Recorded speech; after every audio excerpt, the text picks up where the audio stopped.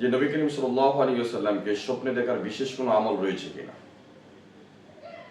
আমরা যদি এই প্রশ্নের জবাব এক কথায় দিতে চাই তাহলে আমরা বলবো যে অনেকেই বলে থাকে নবী করিম সাল্লাল্লাহু আলাইহি ওয়াসাল্লামকে এই করলে স্বপ্নে দেখা যাবে, বা 3টি আমল করলে স্বপ্নে দেখা যাবে, বা 10টি আমল করলে স্বপ্নে দেখা যাবে, বা ঘুমানোর আগে এই আমল করে রাসূল করিম সাল্লাল্লাহু আলাইহি ওয়াসাল্লামকে স্বপ্নে দেখতে পারবেন। এই ধরনের কথাবার্তা যারা বলে, এটা আসলে ইসলামের মানদণ্ডে এই ধরনের কোনো কথাবার্তা নেই। রাসূল করিম সাল্লাল্লাহু আলাইহি ওয়াসাল্লামকে স্বপ্ন দেখার বিষয়টা এটা হচ্ছে ভাগ্যের উপর নির্ভরশীল। বা রাসূল সাল্লাল্লাহু আলাইহি ওয়াসাল্লামকে স্বপ্নে যদি না দেখে এটা ঈমানের কোনো ক্ষতি হয়ে যাবে, বিষয়টা এমনও নয়। বরং যারা রাসূল করিম সাল্লাল্লাহু আলাইহি ওয়াসাল্লামকে স্বপ্নে দেখবে তাদের ব্যাপারে সুসংবাদ আছে। কিন্তু বিশেষ এমন কোনো আমল নেই যে আমলের মাধ্যমে রাসূল করিম সাল্লাল্লাহু আলাইহি ওয়াসাল্লামকে স্বপ্ন দেখা যাবে। আমরা প্রিয় নবী সাল্লাল্লাহু আলাইহি ওয়াসাল্লামকে স্বচক্ষে কখনো দেখিনি।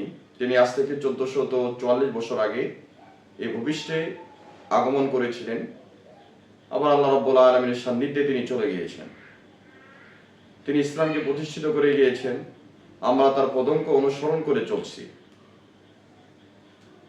রাসূল করিম সাল্লাল্লাহু আলাইহি ওয়াসাল্লামকে অ্যাকচুয়ালি স্বপ্ন দেখার তেমন কোনো আমল নেই। তবে অনেক মুহাদ্দিসিনে কেরাম ফকিহগণ বলেছেন যে বিশেষ কিছু আমলের মধ্য দিয়ে রাসূল করিম সাল্লাল্লাহু আলাইহি ওয়াসাল্লামকে স্বপ্ন দেখা যায়। এর আগে আল্লাহ রাসূল সাল্লাল্লাহু আলাইহি ওয়াসাল্লাম তাকে স্বপ্নে দেখার ব্যাপারে রাসূল করিম সাল্লাল্লাহু আলাইহি ওয়াসাল্লাম বলেছেন, মান রাআনি ফাকাদ রাআনি ফাইন্না শাইতানা লা ইয়াতামাসসালু। রাসূল করিম সাল্লাল্লাহু আলাইহি ওয়াসাল্লাম বলেছেন যে আমাকে স্বপ্ন দেখলো সেজন্য আমাকেই দেখেছে, কারণ শয়তান আমার আকৃতি ধারণ করতে পারে না। সহিহ বুখারীর হাদিস।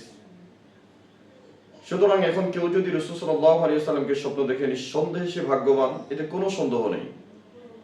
আমাদের জীবনের তামান্না বা আশা হচ্ছে রাসূল করিম সাল্লাল্লাহু আলাইহি ওয়াসাল্লামকে স্বপ্নে দেখা। যেহেতু আমরা সচক্ষে রাসূল করিম সাল্লাল্লাহু আলাইহি ওয়াসাল্লামকে দেখতে পারিনি, ইভেন রাসূলের রওজায় গিয়ে প্রাণ খুলে সালাম পর্যন্ত অনেকেই আমরা দিতে পারিনি।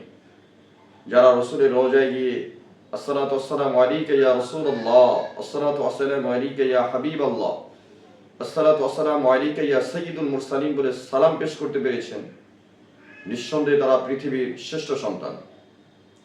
আল্লাহ তাআলা তাদেরকে তৌফিক দিয়েছেন। আমরা দোয়া করি আল্লাহ তাআলা যেন আমাদেরকেও সেই সচক্ষে রাসূলের রওজা দেখে, রাসূলের রওজায় দাঁড়িয়ে, যার কথা আমরা আজীবন কিতাবের পৃষ্ঠাতে পড়েছি, প্রত্যেকদিন নামাজে তার নাম পড়ি, আমরা যেন সচক্ষে রাসূল সাল্লাল্লাহু আলাইহি ওয়াসাল্লামের রওজা মোবারক দেখে রাসূলকে সশরীরে সালাম করতে পারি, সেই তৌফিক আল্লাহ তাআলা যেন আমাদের সবাইকে দান করেন। তো যে বিষয়টা বলতেছিলাম, রাসূল সাল্লাল্লাহু আলাইহি ওয়াসাল্লামকে দেখার জন্য বিশেষ তেমন কোনো আমল নেই, তবে বেশ কিছু আমল রয়েছে যেগুলোর মাধ্যমে আল্লাহ যদি চায় আমাদের ভাগ্য খুলে যেতে পারে। এর জন্য প্রথম আমল হচ্ছে যে বেশি করে রাসূল করিম সাল্লাল্লাহু আলাইহি ওয়াসাল্লামের জন্য দরুদ পড়া। আল্লাহ রাব্বুল আলামিন কোরআনের মধ্যে বলেছেন, ইন্নাল্লাহা ওয়া মালাইকাতুহু ইউসাল্লুনা আলান নবী ইয়া আইয়ুহাল্লাযীনা আমানু সাল্লু আলাইহি ওয়া সাল্লিমু তাসলিমা। রাসূল করিম সাল্লাল্লাহু আলাইহি ওয়াসাল্লামের ব্যাপারে আল্লাহ তাআলা বলেছেন যে আল্লাহ এবং ফেরেশতারা রাসূল করিম সাল্লাল্লাহু আলাইহি ওয়াসাল্লামের উপর দরুদ পেশ করেন। সুতরাং মুমিনদেরকেও রাসূল সাল্লাল্লাহু আলাইহি ওয়াসাল্লামের উপর দরুদ পেশ করার জন্য বলা হয়েছে।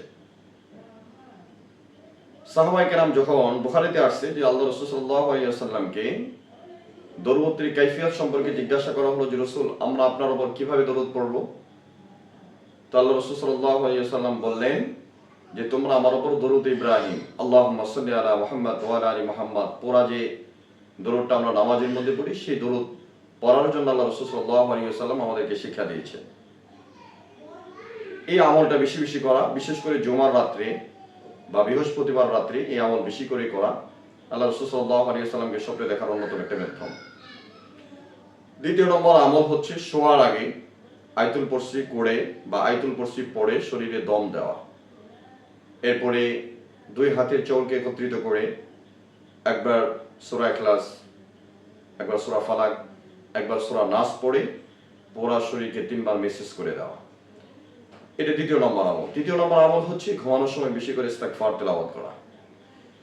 চতুর্থ নম্বর হচ্ছে সবাইকে মাফ করে দিয়ে ঘুমানো। পঞ্চম নম্বর হচ্ছে ঘুমানোর আগে ওযু করে ঘুমানো। ষষ্ঠ নম্বর হচ্ছে বিছানা ঝেড়ে পরিচ্ছন্ন করে ঘুমানো।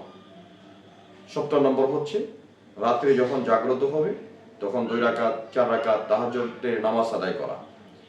এই যে বেসিক আমলগুলোর কথা বলা হলো, এই আমলগুলো যদি কেউ নিয়মিত করতে পারে তো আশাবাদী আল্লাহ যদি চায় সে ব্যক্তির ভাগ্য খুলে যেতে পারে ইনশাআল্লাহ। আল্লাহ তাআলা যেন আমাদেরকে এই কথাগুলোর উপর আমল করার তৌফিক দান করেন এবং আমাদের যারা এই কথাগুলো শুনেছেন তারাও যেন এই বিষয়গুলোর উপর আমরা আমল করতে পারি। আল্লাহ তাআলা আমাদেরকে তৌফিক দান করেন। আমাদের সবার জীবনের তামান্না হচ্ছে রাসূল করিম সাল্লাল্লাহু আলাইহি ওয়াসাল্লামকে একবার হলো স্বপ্নে দেখা। কেমন ছিল তার আকৃতি? শামিল তিরমিজির মধ্যে আমরা পড়েছি যে রাসূল সাল্লাল্লাহু আলাইহি ওয়াসাল্লামের চেহারা কেমন ছিল, চুল কেমন ছিল, তার দাঁত কেমন ছিল, বডি কেমন ছিল, হাঁটার স্টাইল কেমন ছিল, তিনি কিভাবে পানি পান করতেন, কিভাবে ঘুমাইতেন, কিভাবে রাজনীতি করতেন, সব ডিটেলস লেখা রয়েছে। হিন্দু ব্যক্তি রাসূল করিম সাল্লাল্লাহু আলাইহি ওয়াসাল্লামের শানে, ভারতবর্ষে একজন হিন্দু রসুলের শানে বই লিখেছেন, তোমাকে ভালোবাসি হে নবী। তো সেই নবী আমাদের হৃদয়ের সমস্ত জায়গা জুড়ে রাসূল সাল্লাল্লাহু আলাইহি ওয়াসাল্লামকে আমরা ধারণ করেছি। সুতরাং আমাদের জীবনের তামান্না, আমাদের আশা, আমাদের ভালোবাসার জায়গা, আমাদের গাইডলাইন, আমাদের পথ প্রদর্শক জনাবে মুহাম্মদ সাল্লাল্লাহু আলাইহি ওয়াসাল্লাম।